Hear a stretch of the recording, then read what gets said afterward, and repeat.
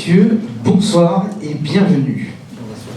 J'ai une petite phrase qui résume à peu près l'état d'esprit de cette excellente initiative qui s'appelle Égrégore et qui a été pensée et fondée par un certain Guillaume Sotomayor qu'on ne présente plus, mais que je vous demande d'applaudir s'il vous plaît.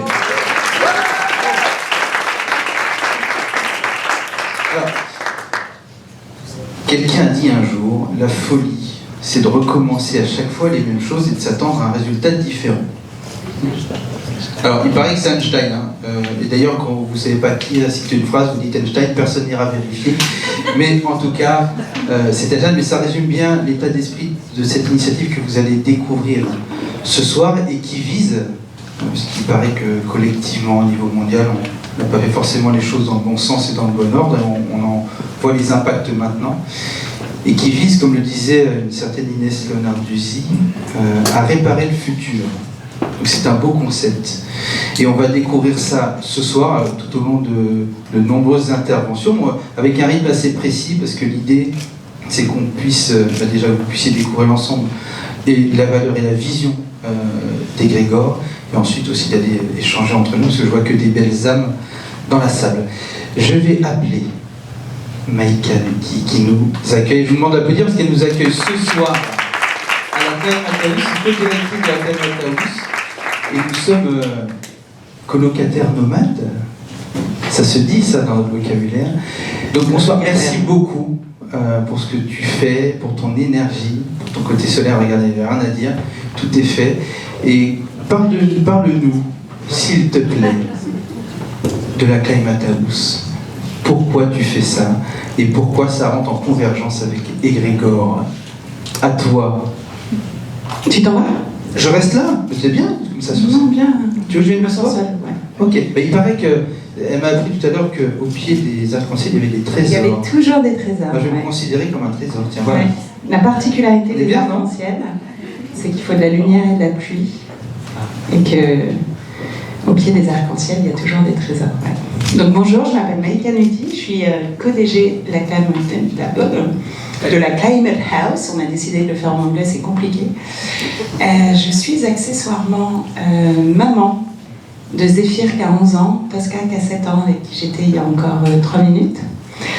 Et qu'est-ce que je vais vous raconter? Je vais vous raconter qu'en fait, je suis une repentie de l'économie extractiviste.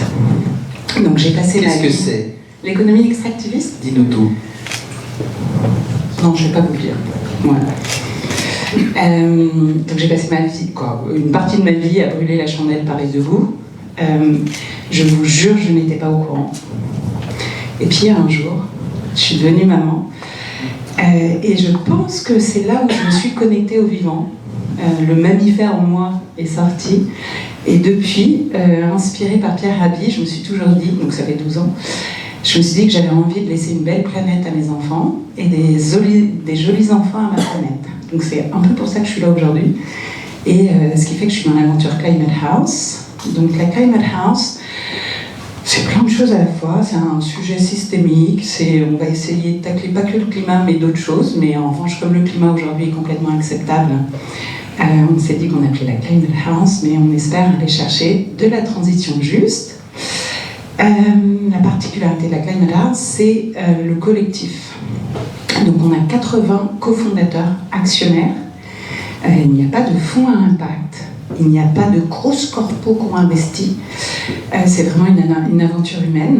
On a la particularité d'avoir 40 hommes et 40 femmes avec une très jolie représentativité ethnique et sociale. Donc on adorerait que la gouvernance de Climate House soit à l'image de l'économie française. Notre mission, c'est d'essayer d'accélérer la transition nécessaire. Je pense que... Si, il y a des climato-sceptiques. Qui se dénoncent maintenant. Non, et bienvenue, parce que c'est le sujet de la Climate House, c'est qu'on n'a pas du tout envie d'entrer dans des débats, mais plutôt dans des controverses, d'accueillir l'altérité des uns et des autres, parce que je pense qu'on a tous une bonne raison pour voter Trump. Bienvenue ce soir, bienvenue.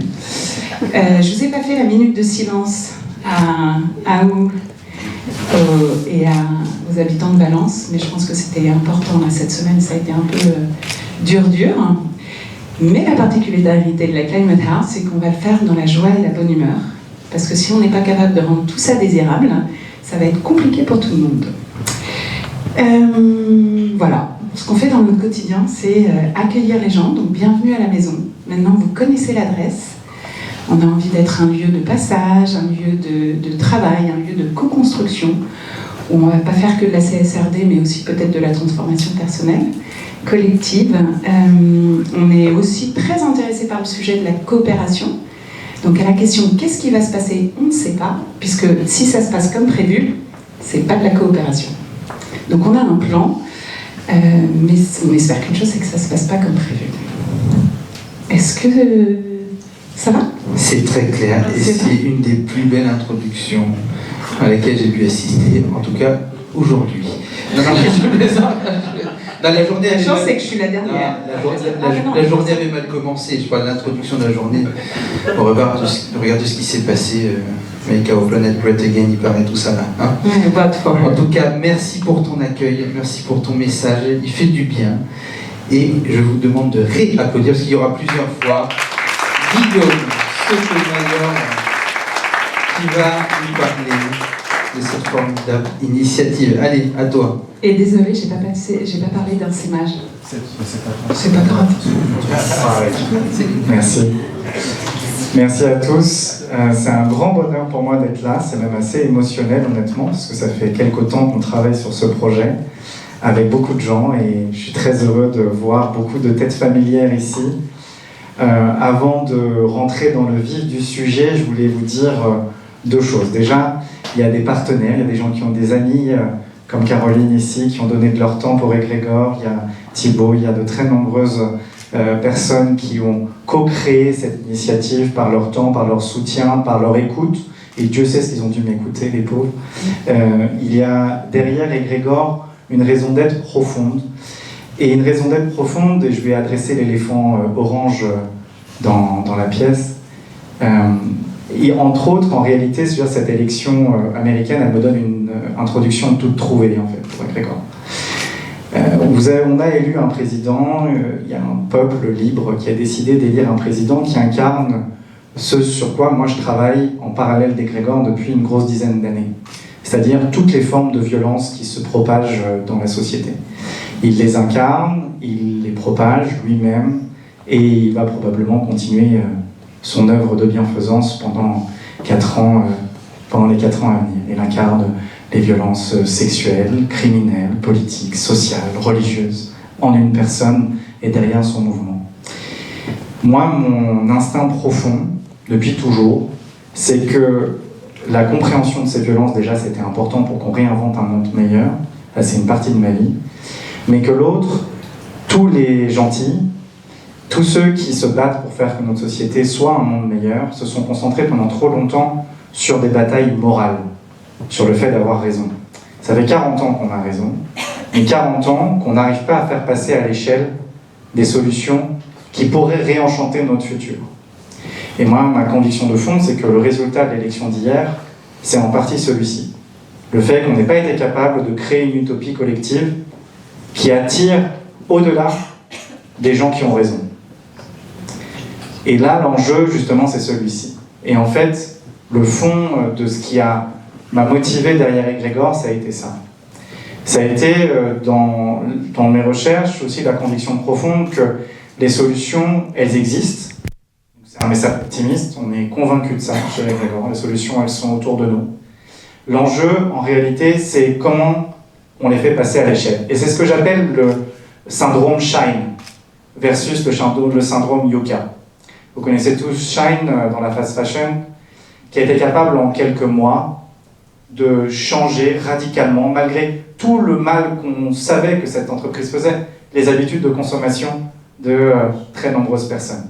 Quand, à l'inverse, 150 marques de baskets écologiques ne sont pas capables, si on les additionne toutes ensemble, de faire contrepoids par rapport à ce que Shine a comme conséquence pour notre société.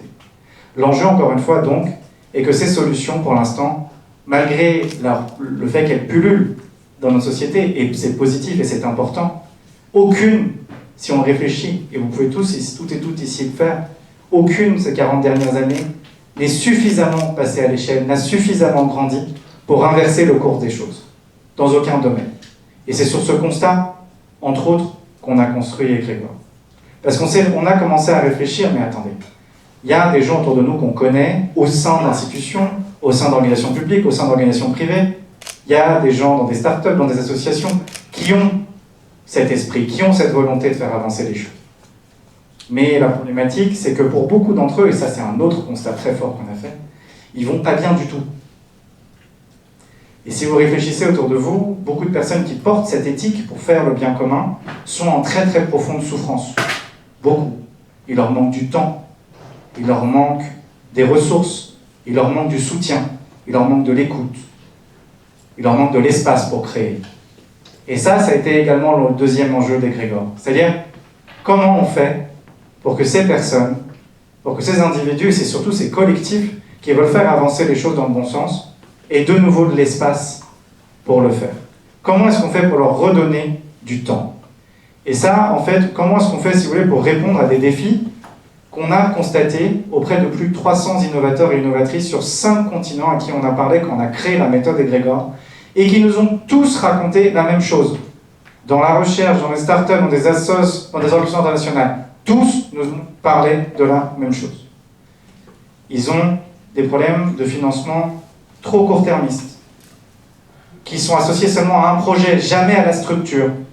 Ça, c'est lié aussi à des exigences d'impact. Il faut produire très vite des résultats très forts sur des temps le plus courts possible. Et dans la recherche, je vois un grand chercheur qui est avec nous ensuite, je l'ai subi très fortement et je pense qu'il connaît bien cette thématique. Vous avez derrière une insuffisance d'accompagnement organisationnel. Encore une fois, on n'accompagne jamais les structures, on accompagne des bouts de projet, on accompagne une personne sur un temps court. Et enfin, on n'encourage jamais l'approche collaborative, à une chaîne d'action.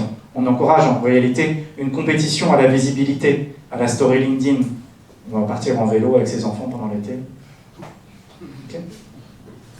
Tout ça, c'est les obstacles communs au passage à l'échelle, si vous voulez. Pour nous, c'est le cœur de ce qui fait que des initiatives utiles pour la société, au niveau social ou au niveau environnemental, ne grandissent pas suffisamment. Slide. Et donc, Egregore, si vous voulez, c'est la réponse à cet enjeu. C'est comment répondre, si vous voulez, au schéma de financement, au schéma d'accompagnement traditionnel, comment proposer une solution à ces enjeux. Slide. Egregore, donc on a essayé de créer une méthode qui répond à ça sur le temps long. Et cette réponse, elle repose sur 4 grands axes. Une indépendance totale, nous mettre au service des gens. C'est-à-dire qu'une fois qu'on a repéré une structure qui fait quelque chose d'extrêmement utile, de spécial pour la société, on se met à son service de A à Z. Une adaptation à leurs besoins. Qu'est-ce que ça veut dire, une adaptation à leurs besoins?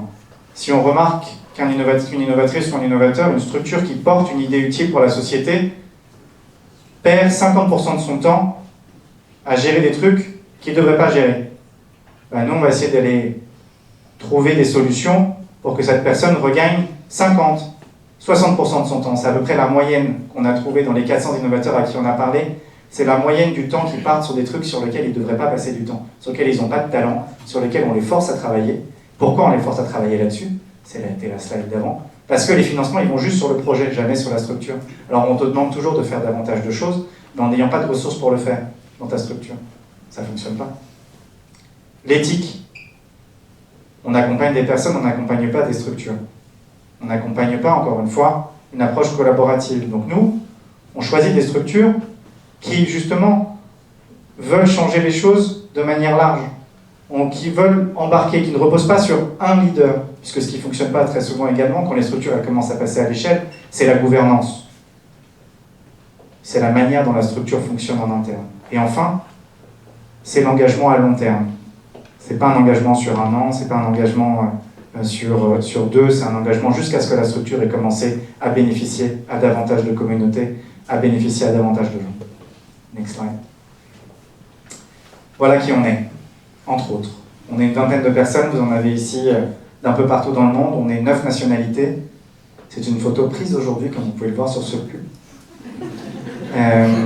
Vous avez entre autres Carrie Pemberton-Ford qui nous fait l'honneur de venir de Lampedusa, qui est une directrice de recherche à Cambridge. Vous avez Vincent Dangean qui nous vient de Lyon et de Singapour.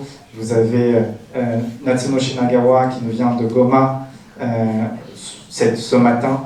Vous avez Arushi Gupta qui nous vient de Berlin. Jeanne et Louis qui viennent de Paris. Et moi-même de Lisbonne. Voilà. Donc c'est une équipe internationale et c'est une équipe qui s'est tous rassemblés sur cette volonté d'agir. On vient de métiers très différents. Vous avez des directeurs d'ONG, vous avez des chercheurs, vous avez des entrepreneurs, vous avez des dirigeants d'entreprise. Et on a tous fait le même constat. Le même constat, encore une fois, qu'on n'avait pas encore un environnement suffisamment efficace pour soutenir le passage à l'échelle, pour soutenir l'accroissement de l'impact de solutions au service de notre société, avec tous une volonté d'agir, et on a tous co-construit ce que vous êtes venus célébrer aujourd'hui, donc merci encore à vous tous. Merci. Et maintenant, la suite arrive et on peut accueillir Arushi qui était sur la photo juste avant, qui apparaît maintenant, on peut applaudir. Il n'y a pas de magie, il n'y a pas d'intelligence artificielle, c'est naturel, et qui va nous proposer, je crois, un échange interactif pour poursuivre la compréhension d'égrégore. Good evening, everybody. My name is Arushi, and for the next 10 minutes, we will speak in English. But don't worry, after that, we go back to French.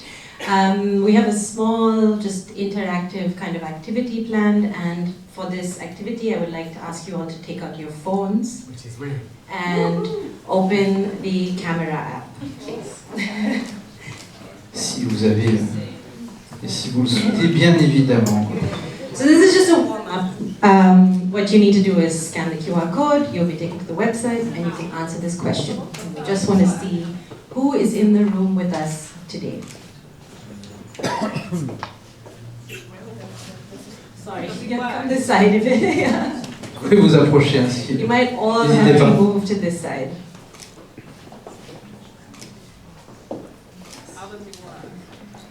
It should take you to a website where you can just vote anonymously, no data required.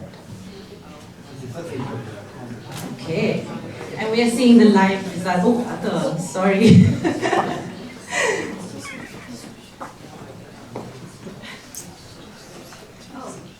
Il y a 38 personnes pour l'instant qui sont connectées, 39, qui dit mieux? Maybe I need to focus. I'm sorry.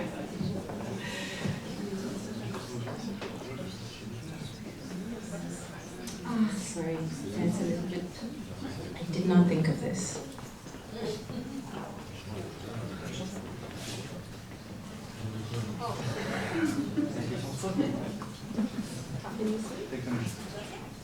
Currently, the leading profession in the room is other. Welcome to all employees of other.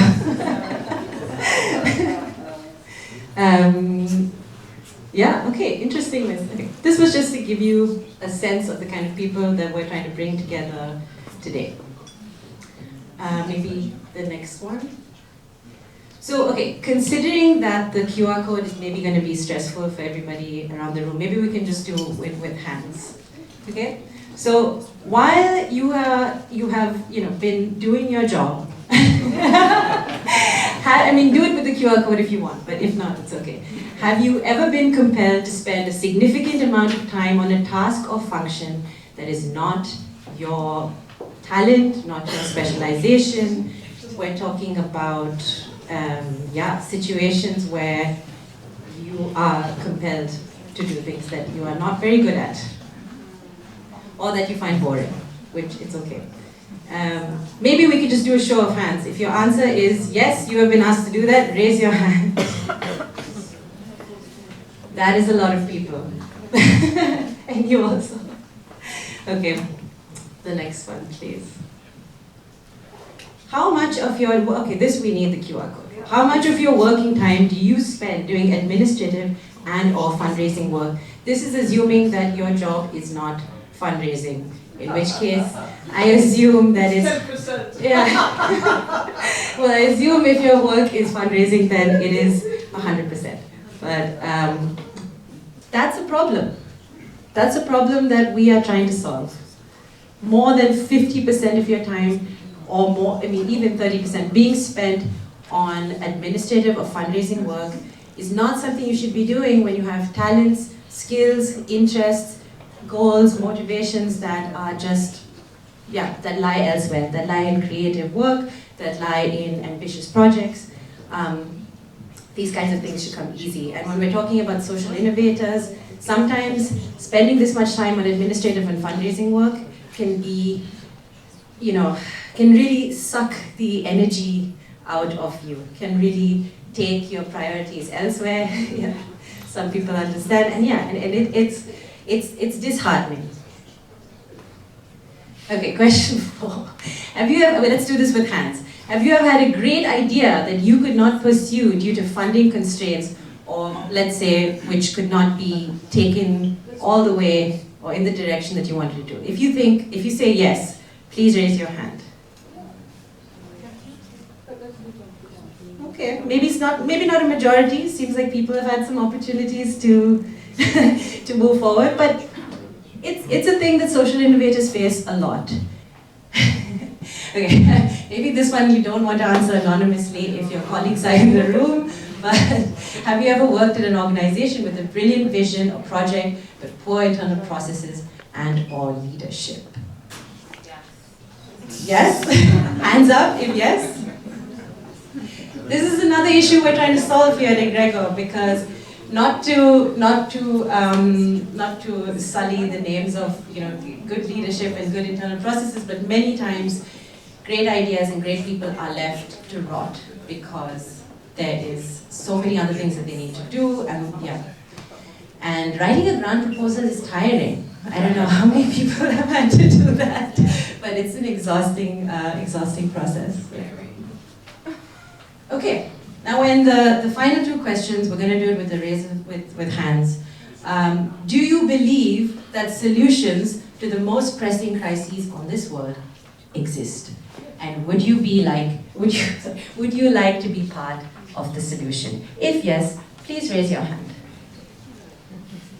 Okay, so to everybody who raised their hand and said yes, welcome to Egregor. And that's it, thank you. Merci beaucoup.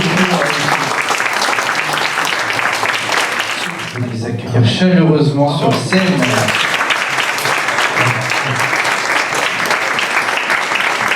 N'hésitez pas à prendre un micro, on vous entendra un tout petit peu mieux. Louis, oui. À toi. Let's go. Bonsoir à tous. Moi je m'appelle Louis, j'ai rejoint l'aventure Egregor il y a 1 an. À l'époque j'ai rencontré Guillaume à Dakar. Je travaillais pour une ONG internationale, Search for Common Ground, qui œuvre à la résolution pacifique des conflits dans une 30aine de pays dans le monde, et Guillaume m'a embarqué dans cette aventure.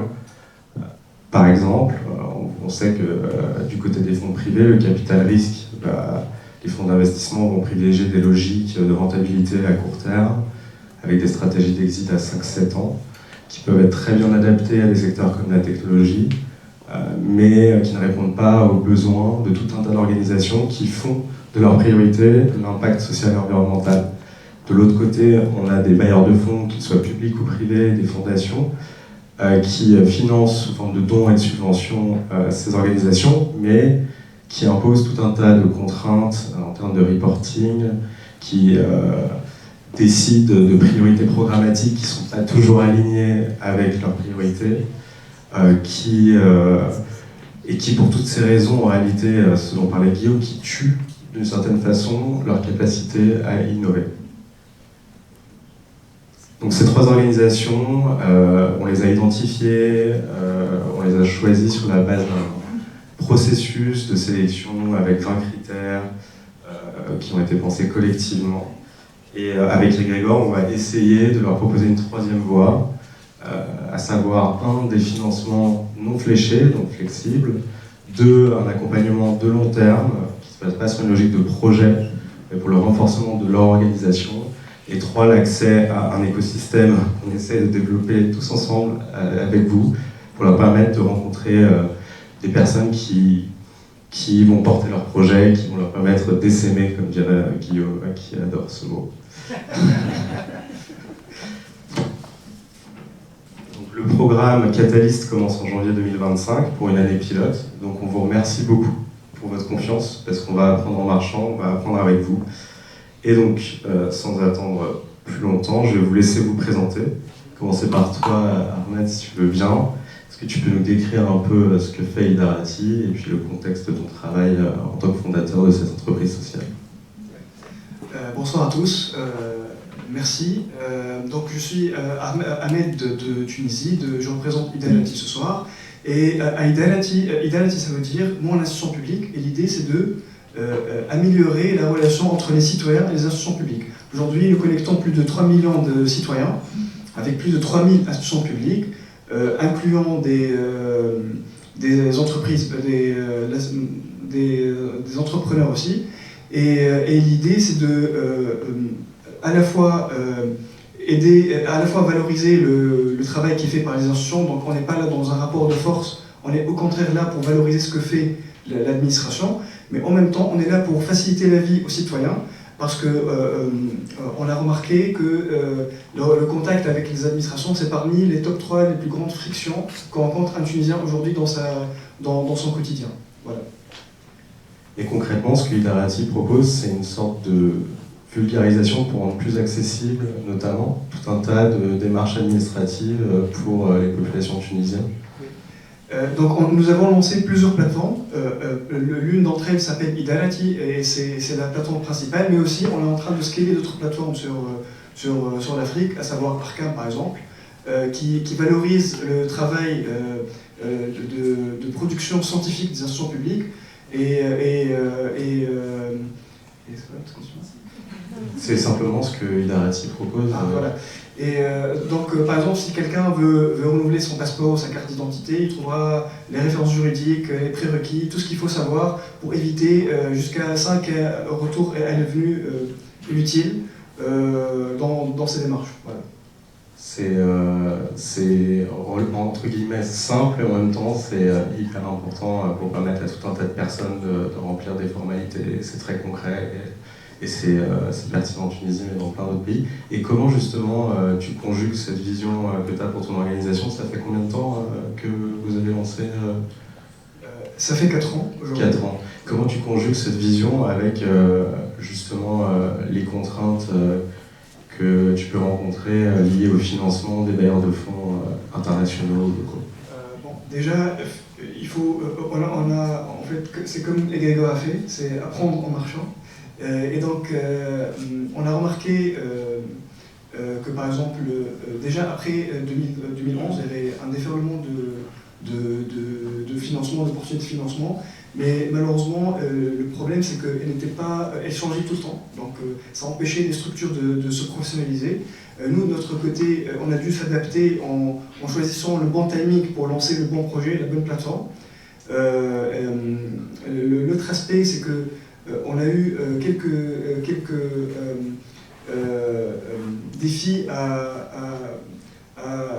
expliquer la nature qui est assez spéciale de ce qu'on fait, parce que nous, on est en train de connecter deux audiences qui sont totalement différentes, et en même temps, on est en train de s'adapter aux exigences, aux priorités de bailleurs de fonds. Et donc, jongler entre tout ça, ça nous fait, soit ça rend les objectifs moins ambitieux, parce que fallait faire des compromis, soit de vraiment compter sur nous-mêmes, en fait, et proposer des prototypes au lieu de juste de dire que voilà ce qu'on va faire.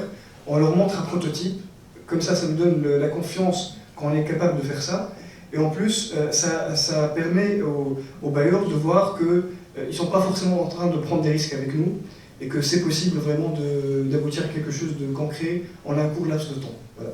Ce que tu me disais ce matin, c'était que du jour au lendemain, après 2011, les priorités des bailleurs de fonds avaient complètement changé et qu'il fallait faire rentrer des ronds dans des carrés pour pouvoir s'adapter et recevoir des financements, alors que tu portais la même solution. Exactement. Enfin, nous, en tout cas, on essaie de ne pas faire ça, on essaie d'être fidèle à ce qu'on fait, mais ça a coûté la professionnalisation de plusieurs structures en Tunisie, parce qu'à la base, par exemple, ils étaient une association scientifique, à vocation scientifique. Comme il n'y avait pas de fonds pour l'aspect scientifique, ils ont dû se convertir dans d'autres priorités, mais en chemin, ils ont perdu les talents, l'expertise qu'ils ont gagnée. Voilà. Merci beaucoup Ahmed. Je me tourne vers toi Lorraine pour que tu nous parles de la ZEP, la zone d'expression prioritaire. Qu'est-ce que c'est? Oui, c'est bon, ça marche. Merci Louis et bonsoir à tous. Donc moi je suis responsable des partenariats au sein de la zone d'expression prioritaire. Qu'est-ce que c'est donc je dirais la ZEP pour la suite de la présentation. Donc la ZEP, c'est un projet original d'éducation aux médias par la pratique. Ça a été créé il y a 10 ans par 2 journalistes de profession qui se sont retrouvés et rejoints autour du constat que dans le paysage médiatique et dans les médias français, on entendait un peu toujours les mêmes, on lisait un peu toujours les mêmes et on voyait un peu toujours les mêmes. Et donc ils ont décidé de créer la ZEP et de créer un projet médiatique un peu innovant et original. L'idée, en fait, la zone d'expression prioritaire, c'est une équipe de journalistes qui animent et qui mettent en place des ateliers d'écriture journalistique auprès d'un public, avec un public jeune qui a entre 15 et, globalement, en majorité entre 15 et 25-30 ans. L'objectif de ces ateliers et de notre action, notre mission principale, c'est de proposer aux jeunes et de les accompagner dans l'élaboration de récits, de témoignages à partir de leur expérience, de leur parcours, de ce dont ils peuvent témoigner puisqu'ils en sont les experts. Et tous ces récits qu'on accompagne et qui émergent de ces ateliers, de ces cycles d'ateliers, on leur donne une visibilité la plus grande possible en les médiatisant et en les rendant lisible et public, à la fois sur un média dont on a la coordination et la direction éditoriale, qui est un média en ligne qui s'appelle zep.media, et également dans des médias partenaires avec lesquels on travaille et qui nous font confiance et qui relaient et diffusent dans leurs éditions web et papier des récits. Voilà. Et la ZEP, ça existe depuis 10 ans, oui. Ou pas loin. Depuis 10 ans, vous avez fait des centaines d'ateliers. Aujourd'hui, vous n'avez pas forcément vocation à nécessairement en faire toujours plus. Vous voulez travailler avec des acteurs qui peuvent s'emparer de cette méthodologie. Comment, justement, j'ai un peu la même question que pour Ahmed, comment vous conjuguez justement ces exigences de la part des institutions qui vous financent de toujours répliquer, faire plus, avec en fait justement la vision qui est celle de la ZEP aujourd'hui? Comment vous conjuguez ce paradoxe? Alors, du coup, pour juste compléter ce que je disais avant, donc la ZEP, c'est une petite équipe de permanents. On est basé sur Paris, mais on intervient un peu partout en France, hexagonale et depuis tout récemment aussi sur des territoires ultramarins, grâce en fait à des journalistes indépendants qui connaissent la méthodologie et la pédagogie qu'on propose, qui s'y retrouvent et qui interviennent et animent des ateliers sur les territoires où ils habitent. Voilà, c'est effectivement environ 500-550 ateliers mis en pratique tous les ans et environ 1200-1300 participants aux ateliers par an. Voilà, excuse-moi, du coup, je suis sur votre modèle économique et cette exigence, la course à l'output, à les activités. Donc le modèle économique de la ZEP, il a évolué depuis 10 ans d'une toute petite, alors je parle sous le contrôle de notre trésorier qui est présent, mais d'une petite structure associative quasiment entièrement subventionnée par des fonds publics et également du mécénat. On a développé un modèle économique qui est pour le coup vraiment tripartite entre des financements, des subventions publiques, du mécénat et des ressources d'activité, puisque donc, les structures partenaires avec lesquelles on travaille et on intervient au moment des projets, contribue et finance les interventions qu'on met en place. Ce modèle économique, il est aujourd'hui ce qu'il est, il est viable, mais c'est toujours un défi tous les ans de renouveler les financements, d'en pérenniser certains, d'en retrouver d'autres quand certains financeurs arrêtent leur soutien et voilà, qu'on doit du coup aller à la recherche de nouveaux financements. Et effectivement, c'est aussi une logique qui est assez chronophage et lourde de répondre aux appels à projets, déjà trouver les appels à projets dans lesquels on peut s'inscrire, y répondre, justifier bien évidemment de l'utilisation des soutiens financiers qui nous sont accordés, avec effectivement toujours des objectifs à la fois quantitatifs et qualitatifs à expliquer, à prouver, même si on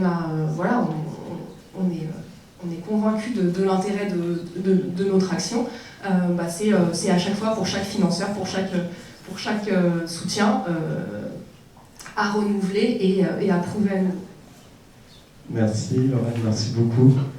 Je me tourne vers toi, Peter. Peut-être que je vais demander l'aide on va faire un peu de franglais, parce que Peter parle français, mais je vais poser la question en français. Quelle ambition en fait vous poursuivez avec Mondolis Energy et en quoi c'est différent d'autres initiatives dans le secteur? What are your ambitions with Mondolis Energy and how is it different to similar initiatives in the sector? Merci beaucoup. Peter Nyako, je viens de l'Ouganda. Je vais commencer en français, après en anglais. Quelqu'un m'a dit que le futur, il a un nom, et son nom est l'espoir. Un petit morceau de lumière qui se nourrit avec l'espoir peut changer, transformer n'importe quelle chose qui est mauvaise dans notre monde. À Mondolis, nous transformons les dojets agricoles des paysans, des fermes à la campagne en Afrique vers l'hydrogène et méthane comme gaz pour faire l'électricité propre et aussi pour faire l'énergie propre pour cuisiner aussi. Et nous sommes dans cette transformation maintenant pour plus que 12 ans. Et nous sommes en Ouganda. Et maintenant, on commence à travailler aussi en Afrique du Sud, à Botswana, à Zambie et aussi au Nigeria. Merci. Wow. Peter, je ne savais pas que tu parlais aussi bien français, je suis très très surpris, bravo. Alors, on va continuer en français et à toi le choix de répondre dans la langue que tu le souhaites. Mais avec le développement des fonds d'investissement de capital risque à impact, il y a de plus en plus d'acteurs qui vont financer des projets comme les tiens, avec cette logique de rentabilité. Vous qui n'êtes plus en phase d'amorçage, puisque ça fait vraiment 12 ans que vous existez, comment rétrospectivement tu analyses ce type d'opportunité de financement? Ok, maintenant en anglais.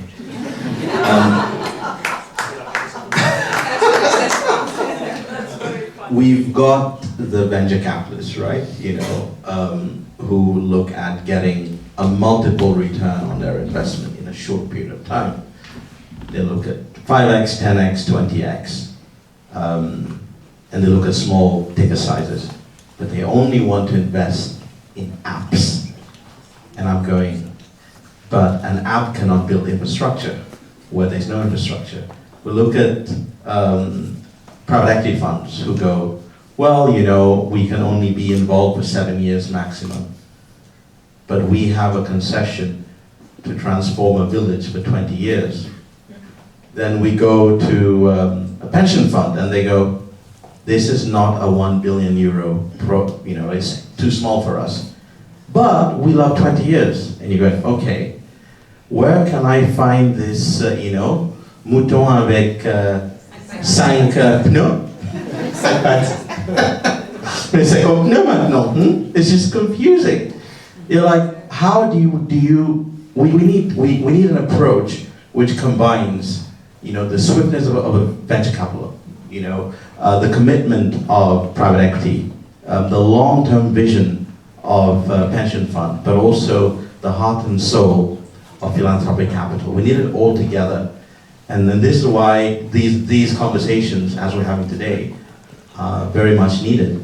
And when you look at innovations like climate finance and new approaches to innovation, it becomes interesting to look at things from a new way, to reframe things. Et justement, ce matin, par rapport à ça, tu me disais que c'était important de changer les narratifs pour arriver justement à ce résultat. Et quel type de partenariat ou quel type de communauté de soutien vous avez besoin pour justement changer les narratifs et arriver à convaincre tous ces différents acteurs de l'écosystème que cette solution est viable et valable? I mean, it brings everyone together. It's the most interesting thing I've found is bringing governments on board is not difficult because governments move where the people move. Bringing people on board takes a bit of time, but it can be done. Bringing large entities on board, corporate entities, Fortune 500, FTSE, etc., they'll come on board quite quickly. But bringing banks on board takes a bit of patience. Bringing global, non-profit institutions on board takes even more patience. Bringing UN institutions on board takes even more patience. But the point is, how can we change the narrative at all levels and do so with empathy? How can we change narratives and do so with understanding? And how can we guard the sanctity of innovation, especially social innovation? Thank you, Peter. Déjà, un minimum, dans l'idéal, qui partagent nos valeurs, c'est très important. Parce que il peut y avoir des bailleurs de fonds qui sont bien, mais qui ne sont pas forcément adéquats avec ce qu'on fait. Donc c'est important d'avoir ce match-là au début. Mais aussi, on veut les voir bien plus que des bailleurs de fonds, mais des partenaires. Parce que ce qu'on fait est très ambitieux et très, très difficile dans certains cas, avec plein de risques, etc. Et avoir cette dimension de partenariat, de conseil, de parfois nous orienter vers les bons autres partenaires, etc. C'est très important. La confiance aussi, c'est capital. Et aussi, si je devais rêver, c'est l'aspect temps, parce que c'est bien d'avoir un financement, mais il faut avoir assez de temps pour pouvoir arrêter de naviguer à vue et voir venir. Et en plus, ça nous permet, par exemple, dans notre situation, on a failli perdre des talents, juste parce qu'il fallait gérer deux financements où il y avait des décalages. Et ça peut être embêtant dans l'aspect motivation de l'équipe, etc. Un autre aspect important, c'est l'aspect cycle des projets, parce que chaque projet, peu importe si ce soit social ou pas, a son cycle, avec un premier cycle où il faut prendre beaucoup de risques, il faut échouer beaucoup pour aller plus vite ensuite, il faut être patient, il faut permettre justement l'aspect innovation et l'expérimentation.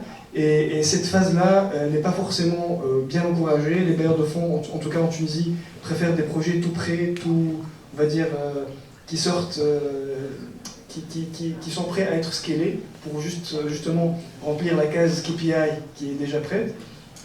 Mais aussi la fin du cycle, parce qu'il y a des projets qui réussissent, mais qui deviennent parfois un peu trop grands pour les fonds qui couvrent certaines régions. Et par exemple, dans le cas des Civic Tech, l'un des débouchés les plus logiques qu'on voit, c'est le passage en mode GovTech. C'est le passage de servir la communauté vers être en partenariat, être un prestataire limite de l'État. Et cette phase-là, c'est parmi les phases les plus risquées parce que ça demande beaucoup de financement, mais elle n'est pas encore, je sais qu'elle est récente, mais elle n'est pas assez encadrée.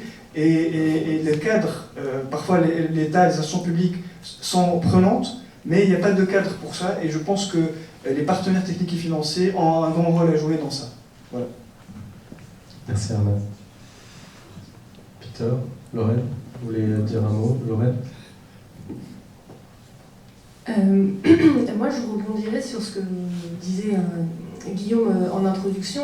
Le fait effectivement qu'on finance aujourd'hui des projets et on finance au projet sans prendre en compte les structures qui portent ces projets et qui doivent aussi survivre et perdurer dans le temps. Donc effectivement, et aussi pointer le fait que dans cette logique de financement du projet, cette logique accroît selon moi la concurrence en fait entre les porteurs de projets et entre des acteurs associatifs qui sont complémentaires et qui ne sont pas censés être concurrents, qui n'ont pas vocation à être mis en concurrence, mais qui le sont de fait dans cette logique de financement au projet et seulement au projet. Merci. So, basically, we've got to think outside the box as much as we possibly can. We've realized that if I need people to change their minds about what they're used to, change their emotions, change what they're doing for the environment, we've got to figure out how to convert customers from people who pay us for something cheaper to people who work together with us, to work together to build something better. So a family that's cooking with our stove now is producing a biochar to make a fertilizer to improve their crops, producing an input for the cement industry, so together we could sell to Lafarge, for example, or sell carbon credits. But that changes the idea of, a beneficiary or a customer into a co-collaborator. Et mes derniers mots seront en français. Pour plus de 20 ans, j'étais un réfugié. Et dedans les 20 ans-là, pour 10 ans, j'étais ingénieur aéronautique. Et mes derniers mots seront, c'est important d'avoir l'espoir, mais surtout, c'est important de donner à l'innovation la chance de lui-même à grandir. Merci. Merci beaucoup à tous. Merci d'être venu, merci d'avoir partagé toutes ces choses avec nous. Je pense que ça donne un bon aperçu avec d'organisations très diverses qui traversent d'une manière ou d'une autre les mêmes challenges, les mêmes enjeux. La nécessité d'avoir des financements plus flexibles, long terme, etc. Évidemment, Egrégor, nous, on n'a pas de solution, on n'est qu'une pièce du puzzle. On a besoin de vous tous, en fait, pour créer des coalitions qui vont casser des silos, par exemple, entre l'économie sociale et solidaire, entre l'aide internationale, ou entre les bailleurs de fonds publics et les fondations privées. Chacun a un rôle à jouer. C'est important aussi, comme le disait Peter, de transformer les narratifs et d'essayer d'imaginer des partenariats qui nous permettent de faire ça. Donc il y a vraiment tout à chacun un rôle à jouer pour essayer de repenser et peut-être, on espère, de réinventer ces modes de soutien et de financement. Merci encore et merci à vous de nous avoir écoutés.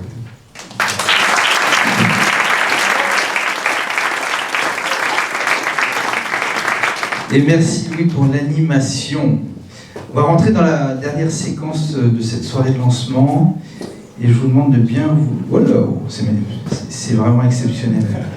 Il se passe des choses ici en commande vocale.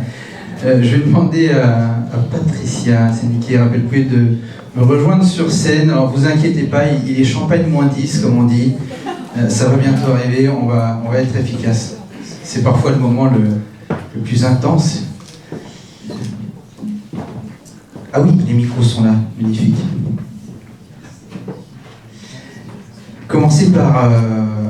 Bonsoir. Ben, bonsoir. Bonsoir Patricia, ça va? Oui. Top. Est-ce que tu peux déjà te présenter succinctement avant que je te pose quelques questions sur tout ça? Bien sûr. Alors, Patricia Indo-Sénéquier, je suis sénégalaise. Je travaille pour un collectif qui s'appelle Beautiful Soul, qui œuvre principalement au Sénégal, mais pas que. Et on travaille dans tout ce qui est transformation sociétale. Donc, par exemple, en ce moment, on est en train d'accompagner la réforme du gouvernement sénégalais qui passe en langue bilingue. Avant, on ne travaillait qu'en français. Maintenant, on va marier à la fois les langues maternelles, nationales, et puis le français, où on est aussi en train d'accompagner 80 000 jeunes à travailler sur leur être, leur savoir-être, notamment en entreprise, pour améliorer leur employabilité. Donc c'est sur ce genre de projet qu'on travaille. Voilà. Et on en discutait ensemble quand on prépare la séquence, c'est que quand on est face justement à ces besoins de changement Oui. de modèle, changement de pratique, déjà il faut avoir une grande volonté, une force incommensurable. Oui. On en a parlé, je crois que tu as 2-3 expériences dessus, mais très souvent le premier réflexe quand on croise la plupart des personnes dans la rue, qu'on discute avec elles disent mais on a souvent tendance à attendre des autres, à attendre des systèmes. Mais que fait le gouvernement sur ce sujet? C'est quoi ton conseil, ton regard sur le fait de pouvoir, le fait de ne pas attendre, y aller, partir, trouver cette force? Ouais. Alors moi, ça fait presque plus de 10 ans maintenant que je travaille sur Beautiful Soul. Et c'est vrai que ce qui m'a amené à travailler sur ce projet-là, c'est une étude qui s'appelle Voice of the Poor. Et cette étude demandait aux Sénégalais comment vous allez. Et les Sénégalais, ils ont une phrase, on va sénégalaisement, ce qui veut dire que ça va pas bien du tout. Et ça peut être transposé à d'autres pays. Et la deuxième question, c'est comment vous allez sortir de la situation dans laquelle vous êtes. Et là, 81% des Sénégalais, et parfois dans la région qu'on affectionne tous les deux, parfois même 90%, on dit on attend de l'association, on attend de la mairie, du gouvernement, et parfois même de notre communauté, alors qu'on a dit un peu avant que la communauté était encore plus pauvre que nous. Et moi, c'est pour ça que j'ai démarré Beautiful Soul en me disant, mais en fait, il faut travailler sur l'être. Il faut travailler sur l'être, sur la force de l'être, sur la beauté de l'être, sur la capacité à créer de l'être. Alors quand moi j'arrive au Sénégal en 2013 pour travailler sur l'être, j'aurais bien aimé avoir un égrégore. Parce que tout le monde me regarde, genre je suis une folle, mais donne-nous déjà des savoirs techniques, donne-nous, mais parler de l'être, mais pourquoi tu parles de l'être? À quoi ça sert de parler de l'être? Et j'ai pleuré plusieurs fois, j'ai failli abandonner 2 fois. Et la raison pour laquelle j'ai failli abandonner, c'est ce que tu montrais là, quoi. Les financements trop contraignants. Je passais mon temps à faire de la compta parce qu'il fallait reporter des choses alors que franchement j'avais d'autres choses à faire. Et surtout en fait, le travail sur l'organisation pour construire quelque chose qui est durable, ça prend énormément de temps et d'énergie. Manager les gens, il n'y a rien de plus compliqué. Donc du coup, j'aurais bien aimé avoir un égrégore. Nous sommes là maintenant. Ouais, non, mais là maintenant... Là maintenant, c'est moi qui soutiens l'égrégore. Et donc pour dire que quand tu parles alors ce qu'on a choisi de faire quand on travaille avec des organisations, c'est d'aller regarder d'abord ce qui donne vie aux organisations. C'est vrai que quand on parle d'une innovation sociale, souvent on voit un problème et on veut le fixer, on veut le résoudre. Avec l'humain, c'est pas comme ça que ça marche, pour moi en tout cas. Il n'y a rien qui est à laisser tomber dans l'humain.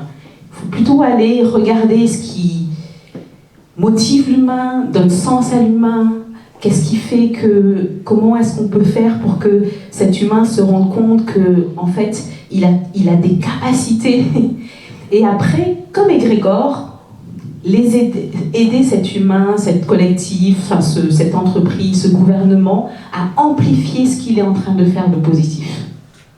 Donc c'est vraiment, et c'est ce que je suggère beaucoup, même à égrégore, et c'est un peu pour ça que je suis venue, même si je ne l'ai pas dit au départ. C'est vraiment... Surprise! Surprise! C'est vraiment... et je pense que vous le faites quand il y a cet aspect de agency, c'est-à-dire que c'est le porteur du projet, l'innovateur, qui est vraiment au centre. Et ça, c'est super important. Mais c'est comment est-ce qu'on fait pour que, à chaque fois en tant qu'innovateur social, en tant que gouvernement, tout ce qu'on veut, à chaque fois qu'on va au contact d'une collectivité, d'une communauté, d'une organisation, on travaille d'abord sur faire prendre conscience à ce système de ce qui lui donne vie et des forces. Parce que souvent, en fait, les problèmes, on nous appelle en nous disant, par exemple, je donne un exemple, on a 10 universités au Sénégal à monter, on est à 5 ans de la fin et il n'y en a pas une qui a émergé. Comment est-ce qu'on fait? Ok? Et puis parce que tel ne travaille pas ensemble, il y a les syndicats, il y a ceci, il y a cela. Il y a tellement de problèmes que si vous le prenez sous la forme du problème, on n'y arrive pas. Par contre, si vous allez regarder dans le système ce qui est déjà en train d'être fait, la personne au niveau, le directeur au niveau du gouvernement, au niveau du ministère, qui est en train de faire un travail magistral avec son équipe, la personne au niveau d'université qui est en train de réunir, de collaborer avec différents secteurs pour faire monter son organisation. Et si vous les amenez, contaminez un peu tout ce système-là, et bien là, en fait, vous voyez des gens qui apprennent, mais parce qu'ils se disent, mais en fait, si lui sait faire, moi je sais faire. Si lui peut, moi je sais faire. Et donc du coup, pour moi, pour résumer, c'est vraiment aller regarder le positif, regarder ce qui marche, et après l'amplifier, et c'est exactement ce que l'on veut faire avec égrégore. Je crois que... Tu as raison. Alors, j'avais une deuxième question à te poser, mais tu y as déjà répondu. Donc, c'est ce qui est formidable sur le fait de pouvoir unir les énergies. Et je crois que égrégore peut y répondre, de ton point de vue. Oui, mais il va falloir accompagner Guillaume. Et c'est pour ça que tout le monde est là ce soir. Oui, parce qu'en fait, moi, ce que je pense aussi, c'est que quand je regarde les organisations qu'on accompagne, le sujet qui revient et qui est toujours... la plus grande difficulté, c'est comment je collabore avec l'autre. Même vous, dans votre organisation, je suis sûre qu'il y a des gens avec qui, franchement, si vous pouviez les éviter et ne pas travailler avec, sauf qu'à ne pas travailler avec les gens, en fait, on n'y arrive pas, en fait. Et souvent, ce qui se passe, c'est que c'est nos insécurités, c'est nos propres insécurités qui font qu'on n'arrive pas à vraiment collaborer avec les autres. Moi, par exemple, vous voyez là, vous m'applaudissez, mais je suis terrible. J'étais le plus mauvais manager au monde. Honnêtement, parce que j'étais tellement, hyper performant que je brûlais mes équipes. Donc, vous parlez de collaboration comment, Pareil, moi je connais plein d'innovateurs sociaux qui sont super, mais quand il s'agit d'aller travailler avec quelqu'un d'autre, ils vont vous dire « Ah non, non, non, non, moi je veux bien travailler avec vous, mais c'est mon nom, c'est le nom de ma boîte. » Hein? Donc on a tous, et c'est normal, on est humain, on a tous des insécurités, on a tous des blessures, on a tous... et je pense que travailler sur l'être, pour pouvoir travailler sur la collaboration, une vraie collaboration, c'est super important. Et donc voilà, donc je vous encourage à investir dans les égrégores, de manière à ce que Guillaume aussi puisse, et toute l'équipe puisse travailler aussi sur son être, et de manière à ce qu'il puisse aider efficacement tous ces magnifiques projets dont on est fiers. Patricia, merci beaucoup, on peut l'applaudir. Merci pour ton message. Je vois que tu es venu avec ton fan club en plus. Hein. Formidable. Raphaël, bonsoir. Bonsoir. Ça va? Oui, moi je suis un converti en fait. Ouais, alors il est champagne -5 hein, pour vraiment vous opérer, ou chips -2, je ne sais plus. Non, je vais apporter un petit peu de spirituel pour que vous restiez un petit peu à l'écart de ces tentations. Tu peux te présenter pareil, succinctement, et je crois que c'est un message à nous délivrer que tu pourras faire dans la foulée. Moi je m'appelle Raphaël Pouillet, je suis impliqué depuis une dizaine d'années sur les projets de Tech pour Tech for Good, de Civic Tech, de Projet Impact. Je reconnais pas mal de têtes. Peter, avec qui on a fait une petite collaboration il n'y a pas très longtemps. Ahmed, que je ne vois plus. Ah, voilà.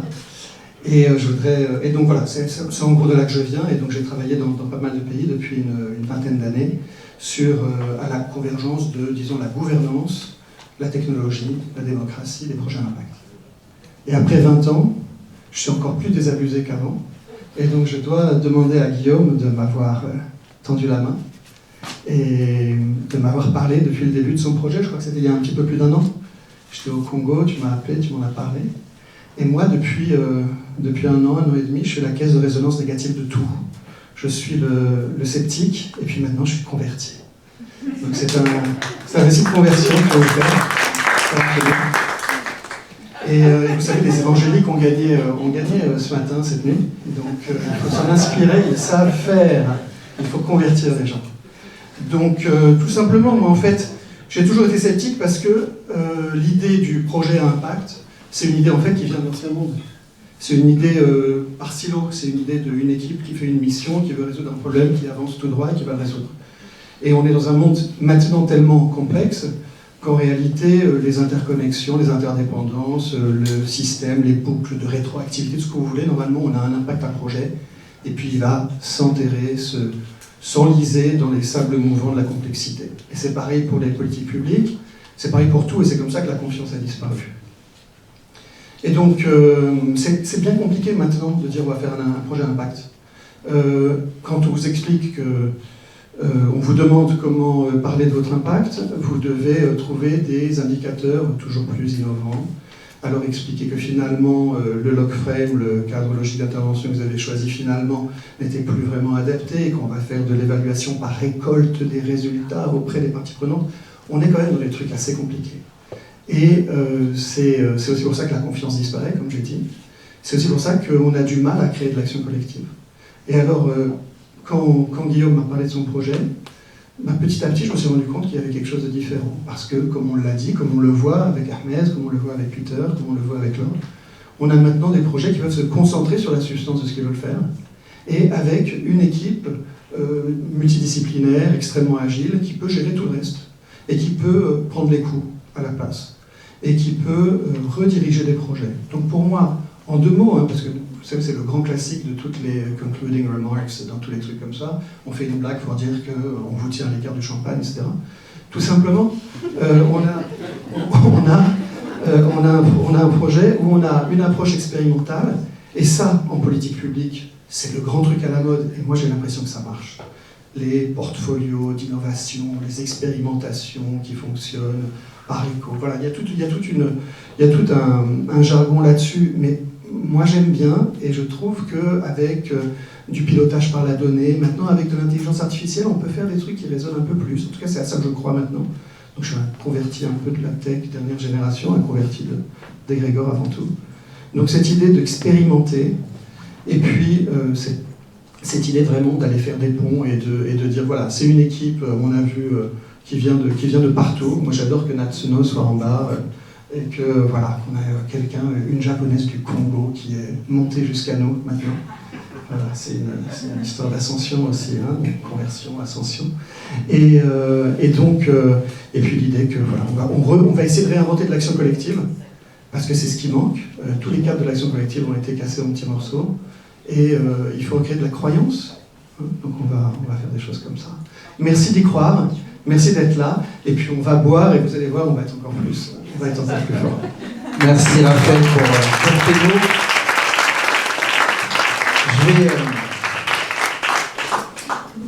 J'ai encore une citation. Tu m'as dit d'en placer plein ce soir, mais il y a un grand spécialiste des sciences humaines qui disait que la meilleure façon de prédire l'avenir, c'était de le créer. Et je pense que grâce à ce que tu as pensé depuis le début, il y a cette formidable équipe. Je pense que tu vas faire partie de cette création. Donc, je vais te laisser le mot de la fin. Et je vous demande de l'applaudir encore une fois, parce que c'est le président. Et merci aussi à Clara. Vous prolongez vos applaudissements pour lui. Il nous a fait plaisir d'être avec nous aujourd'hui. On m'a beaucoup posé la question, ce sera le mot de fin, de savoir qu'est-ce qu'est Egregor. Parce que bon, attends, c'est quoi ce truc? En fait, Egregor, c'est un mélange de plein de trucs. Donc vous avez compris, on est un cabinet de conseil, on est un accélérateur et on est un financeur. Donc nous, on permet, en un mot, aux initiatives les plus utiles pour la société de passer à l'échelle, de multiplier leur potentiel d'impact en travaillant sur un truc auquel personne ne porte attention, à savoir les fonctions support, l'environnement de création. Donc on aide les créateurs à regagner du temps et à développer des alliances stratégiques de la pollinisation pour faire en sorte qu'ils disposent de toutes les armes nécessaires, de tout le temps nécessaire pour consacrer leur talent, leur savoir-faire au bénéfice de nos communautés et de nos sociétés. Donc on leur refait gagner 40, 50, 60% de leur temps en moyenne grâce à notre soutien. Et donc, par ce temps, on renforce la résilience de la structure et sa capacité à agir pour le bien de tous. Voilà ce qu'on est, voilà ce qu'on fait. Sur ces bons mots, je suis immensément heureux de vous voir tous ici. Merci infiniment. On n'existe pas sans vous. Notre seule capacité à agir, c'est notre indépendance. Notre indépendance, elle vient de votre soutien, aussi bien humain, intellectuel que financier, de 10 € à 10 000. On est très preneur de la deuxième option. Et en tout cas, voilà, on a, si vous voulez, ici une logique qui nous permet d'exister grâce à vous toutes et vous tous. Donc merci infiniment pour vos soutiens, aussi importants soient-ils. On va tous se réunir. Vous avez sur votre gauche un super buffet. Vous avez plein de bonnes choses à boire et à manger. Et vous avez, pour ceux qui ne les ont pas pris, entre les deux salles, un petit truc avec un nom, pour qu'on puisse tous vous reconnaître. Merci encore infiniment à tous d'être là. Et écoutez, mélangez-vous, pollinisez, essaimez, et longue vie à Egregor grâce à vous tous. Merci.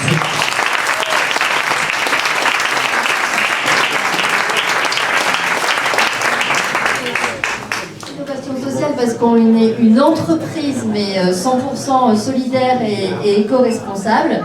On a l'agrément ESUS qui atteste de cet impact positif et on salarie des femmes réfugiées. Voilà, c'est l'objectif, avec une activité de traiteur dont vous allez effectivement pouvoir tester un échantillonnage ce soir. Merci beaucoup et bravo à tous pour cette superbe initiative. Évidemment, je me reconnais beaucoup dans les problématiques, dans les objectifs, etc. Donc merci Guillaume de nous avoir fait confiance et puis je ne doute pas qu'on aura d'autres occasions de discuter. Je suis maman aussi et très en retard, je suis vraiment désolée, je dois vous laisser. Merci. Merci beaucoup, bravo. Merci beaucoup. Et s'il vous plaît, allez dévaliser ce buffet parce que vraiment il ne peut rien nous laisser.